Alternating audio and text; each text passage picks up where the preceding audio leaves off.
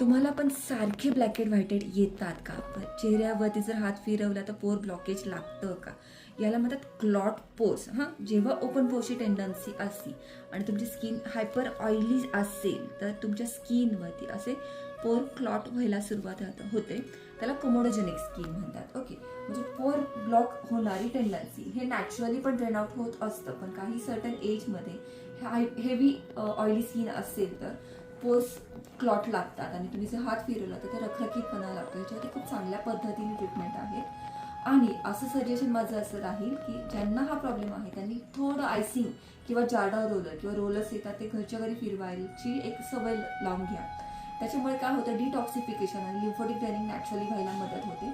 खूप चांगल्या aesthetic treatment आहे त्याच्यावरती. असा जर प्रॉब्लेम तुमच्या स्किनवरती असेल तर तुम्ही मला नक्की कन्सल्ट करू शकता. बघूया तुम्हाला फायनल रिझल्ट. भेटूयाच सृष्टीजमध्ये. तोपर्यंत काळजी घ्या. धन्यवाद.